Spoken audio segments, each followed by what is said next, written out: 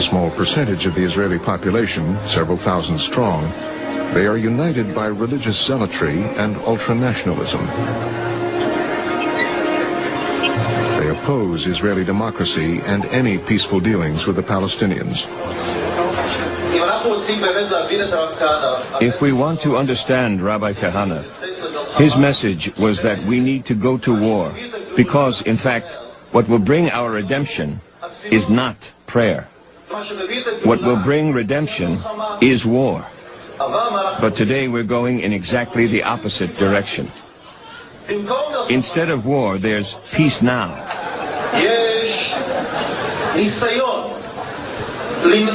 There's an attempt to prevent war at all costs. And if we can force the army to go back to being offensive, an army of revenge, an army which cares about Jews more than anybody else, then we'll be able to bring the final redemption in the only way possible, through war. War now.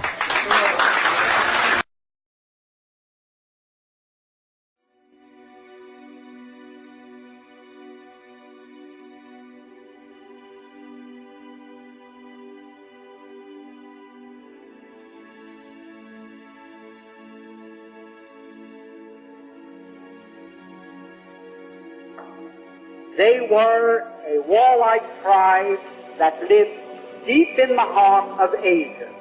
And they were so warlike that even the Asiatics drove them out of Asia into Eastern Europe. And to reduce this so you don't get too confused about the history of Eastern Europe, they set up this big Khazar kingdom, 800,000 square miles. Only there was no Russia, there were no other countries, and the Khazar kingdom was the biggest country in all Europe. So big and so powerful that when the other monarchs wanted to go to war, the Khazars would loan them 40,000 soldiers. That's how big and powerful they were. Now, they were phallic worshippers, which is filthy. I don't want to go into the details of that now. It was their religion, the way it was the religion of many other pagans or barbarians elsewhere in the world.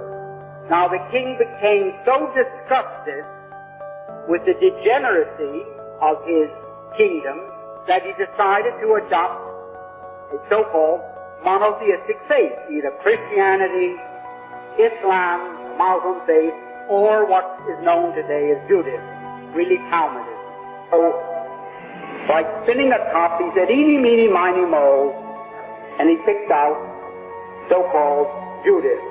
And that became the state religion, and he sent down to the Talmudic schools of Tel Aviv and Surah, and brought up thousands of these rabbis with their teachings, and he opened up synagogues and schools in his kingdom of 800,000 people, 800,000 square miles, and maybe 10 to 20 million people, and they became what we call Jews. There wasn't one of them that ever had an ancestor that ever put a toe in the Holy Land, not alone in Old Testament history, but back to time, the beginning of time.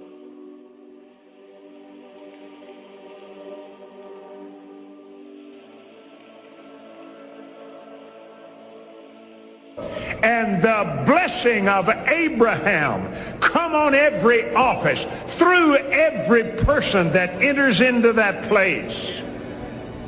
That the blessing flow beyond any manifestation that any of these people have ever seen. And suddenly they will say, we can no longer turn our backs on the nation of Israel, and we will stand, and we will be firm, and we will win and not lose.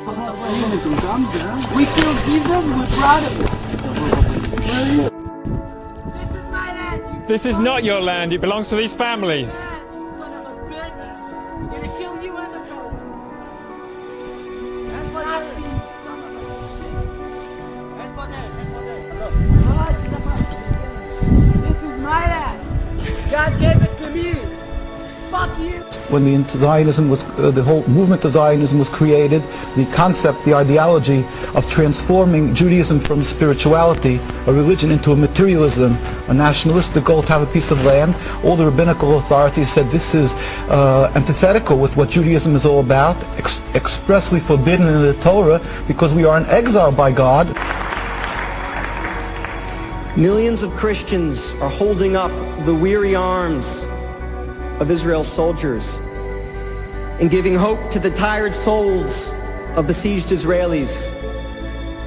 And it wasn't only that Pastor Hagee led them into this camp, but for so many of them it was Pastor Hagee who taught them that their Bible demands they stand with Israel and that their theology requires that they act on this theological belief.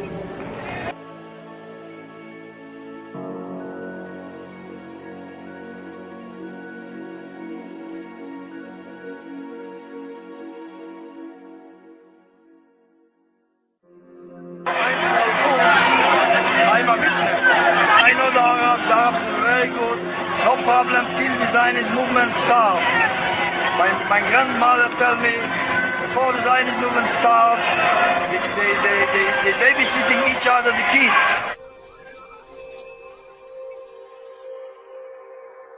They bar off and bought each other like brothers, like brothers. The idea of Zionism to take away the land from the Palestinians and the Arabs is starting the whole fighting. Not Arabs the problem, not Jews the problem, not Judaism, not Muslim, only Zionism. You implied that Israel has the right to exist because of what happened to the Jews during World War II. Why in Palestine? Don't the Palestinians too have the right to a secure homeland? Why do they have to suffer and make way for the Jews? Look, we can go back and we can argue over the birth of Israel, the justice of the birth of Israel. We can argue over whether or not there should be an Israel. There is an Israel today. There's a strong Israel today, a vibrant Israel that is not going to disappear. Palestinians have missed opportunities. There is an opportunity today. I don't see any useful purpose in arguing over what justifications Israel has to exist. Israel has all of the justifications in the world to exist. And I don't even think it's appropriate to question the reason why Israel exists. Thank God that there is at least one Israel. An Israel where Jews can live if they want to. They don't have to live there. But if they need refuge, if they want to live in a country that is a Jewish homeland, that's fine.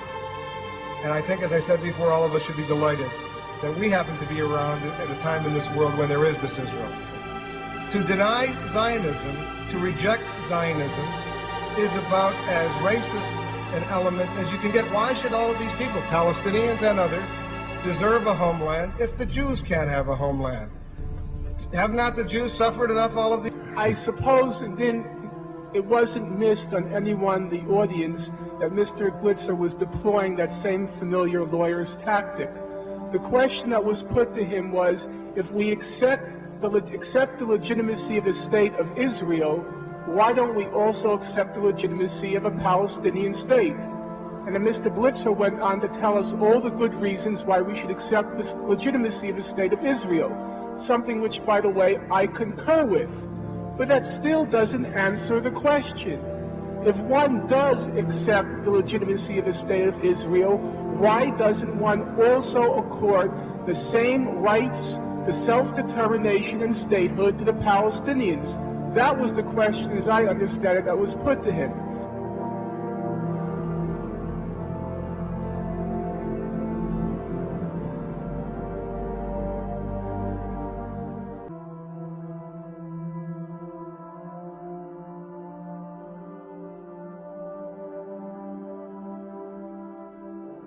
Often when there is dissent expressed in the United States against policies of the Israeli government, people here are called anti-Semitic.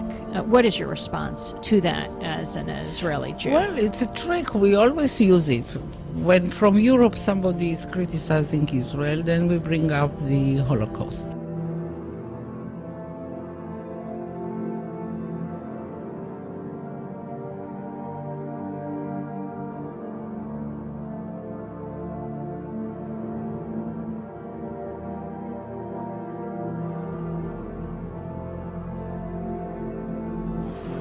There are certain conditions, according to Jewish law, under which non-Jews may live here. This doesn't apply to the Arabs. They don't fit the category.